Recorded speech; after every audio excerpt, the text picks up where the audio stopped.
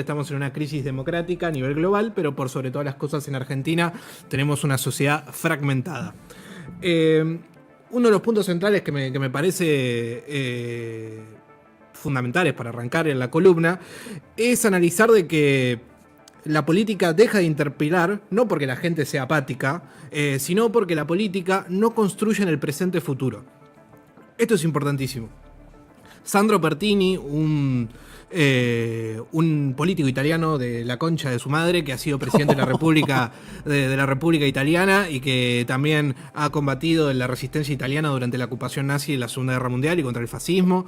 Él planteaba una cuestión concreta que decía: la política, la clase dirigencial política, los partidos políticos, tenemos por sobre todas las cosas la responsabilidad moral y estética de llevar a cabo la construcción del presente, pero siempre con el establecimiento de que el futuro puede ser mejor, o de que hay un futuro posible y que lo estamos construyendo entre todos. Eso en cierto punto es una cuestión teatral, una cuestión estética, pero que tiene en su rol fundamental la cuestión de la construcción de la moralidad en el sentido intenso de la palabra, de la identidad. Ahora bien, uno dice cuál puede ser la identidad hoy en día de la política. Es muy difícil porque es algo lamentablemente que queda muy líquido. Creo que son muy pocas las personas a las cuales se le puede identificar concretamente con un rasgo ideológico de pertenencia y demás pormenores, porque es muy difícil identificar cuáles son las posiciones de los políticos hoy en día. No por una cuestión concreta de que sea culpa de ellos, sino que hoy en día, ante tantas relaciones de consumo que tenemos en torno a nuestros celulares y demás, vemos que la información es muy fácil de dosificar, y por sobre todas las cosas, no solamente de dosificar, sino de establecer, por ejemplo, de que alguien es un corrupto, de que alguien robó, probablemente no haya robado y no haya sido corrupto, de que probablemente alguien es un crack de la vida y un excelente presidente, y probablemente no es un crack de la vida y ni siquiera es un buen presidente, y así sucesivamente. En ese sentido, lo penoso de toda esta situación es que la política ante estos hechos no nos convoca a transformar. Hoy en día la política administra y no nos convoca a transformar la realidad. ¿Qué quiero decir con administrar? Administra riesgos. Hoy en día los políticos tienen como objetivo realmente la construcción del poder. Y tener la construcción del poder impide, por sobre todas las cosas, tener una perspectiva de horizonte. Tener una perspectiva de horizonte, uno que puede decir, tener una perspectiva de horizonte es poder ralentizar los problemas actuales que sufre un montón de gente en la sociedad y establecer un botón de esperanza y, por sobre todas las cosas, de dignidad a esa gente que ha emitido su voto a esa fuerza política. Entonces, ¿qué podemos decir? ¿Que ya no vivimos una democracia? ¿Que la democracia está realmente desprestigiada? No, la democracia no está desprestigiada. La democracia funciona, sí, claro, en términos de que son lo que son las reglas, lo que son las elecciones y lo que corresponde a la alternancia del poder. Esas reglas del juego están absolutamente garantizadas.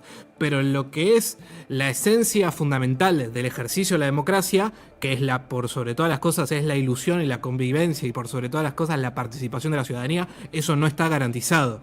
Es decir, que cuando la política renuncia a disputar futuro, la democracia se convierte en una gestión del desgaste emocional, del desgaste económico, de la falta de perspectiva, de sentir que estamos peor que antes y que el próximo día podemos estar aún peor, y que así sucesivamente los errores se viven acomodando y se viven acumulando como una bola de nieve, y eso nos lleva a una cuestión absolutamente desgastante y triste.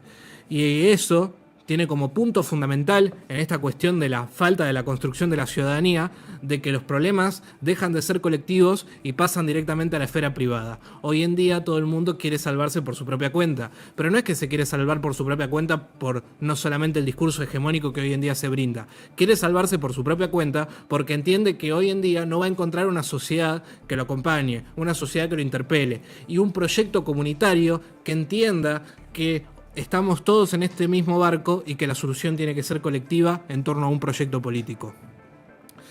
O'Donnell establecía dos características fundamentales en este sentido. Los derechos existen, pero no se viven igual. ¿Qué quiere decir esto? Que existe la ciudadanía formal y la ciudadanía real. Esto es básicamente una de las grandes alocuciones que está teniendo como falta grave el Estado moderno de la Argentina. Todos somos seres libres, todos tenemos derechos, pero el Estado no cumple con los derechos en los cuales tiene que estar, pero sí cumple los derechos en los que son referentes a la reprimenda. Por ejemplo, el Estado no garantiza las cuestiones sociales, no garantiza el reglamento de la ley de discapacidad, la ley de emergencia de discapacidad, pero sí el Estado está todos los miércoles para garantizar el orden y el progreso, gaseando a los jubilados que intentan cortar el tránsito. Hoy fue tremendo, ¿eh? Aviso a la población que los golpes que le dieron hoy a los jubilados fueron tremendos. Hay gente lesionada e inclusive se llevaron a una persona con problemas de salud graves en presa y al padre Paco otra vez. Así que fue dramática la situación. Y ante esa situación lo único que nos queda es una desafección, que la desafección no es apatía, es una respuesta racional a la precariedad política que hoy en día vivimos. Si realmente no tenemos una fuerza que nos motive, que nos interpele y que nos convoque, es muy fácil sacarnos de lado. Es muy fácil que directamente lleguemos a nuestra casa y no queramos estar informados o escucharla a Marcela en Duro de Domar y queramos ver tipo Gran Hermano. Es un montón de esas circunstancias las que lamentablemente nos apañan y nos obligan a alejarnos de los temas sociales, cuando realmente es donde más tenemos que estar involucrados. Y acá es donde se da una cuestión fundamental que es el gran tema que establece este gobierno, que es el tema de la libertad. Pero podemos hablar de la libertad en el sentido más espléndido de la palabra. Uno puede decir libertad. ¿Qué es la libertad? Bueno, la libertad es un estado en el cual nosotros tenemos garantizados nuestros derechos, podemos hablar, podemos expresarnos, podemos desarrollarnos y demás. Y otra cosa es la conciencia libre. Libertad de conciencia no es lo mismo que libertad, y esto es algo que este gobierno no entiende, y esto es algo que nosotros deberíamos explicarle a la sociedad.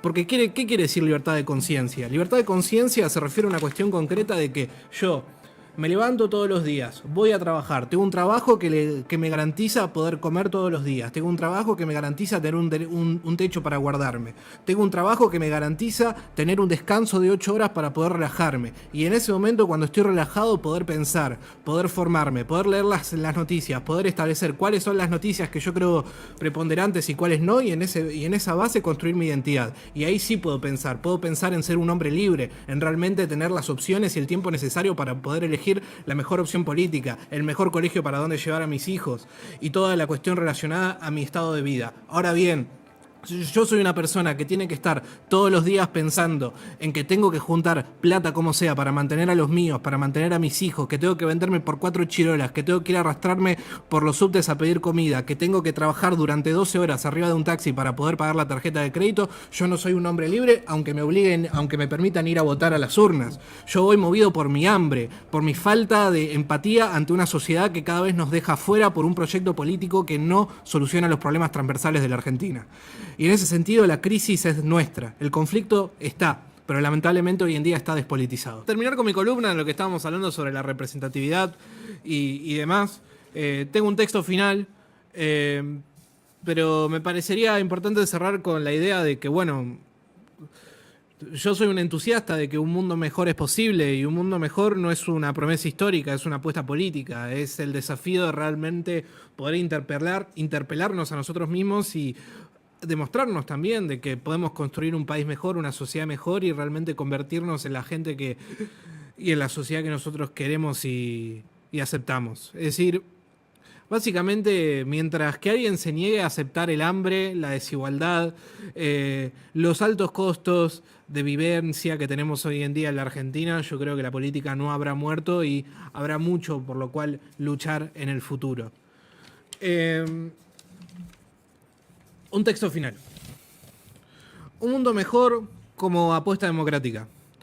Volver a imaginar un nosotros no es un acto de fe ni un gesto nostálgico. Es una apuesta política frágil sin garantías de éxito. Pero sin esa apuesta la democracia se vacía de sentido. Un mundo mejor no es una promesa asegurada por la historia, sino una posibilidad que solo existe mientras haya fuerzas dispuestas a disputar el presente. La revolución democrática comienza allí, donde la igualdad deja de ser vista como una amenaza a la libertad y se reconoce como su fundamento. Allí, donde la política se niega a aceptar que el hambre decida en lugar de la conciencia.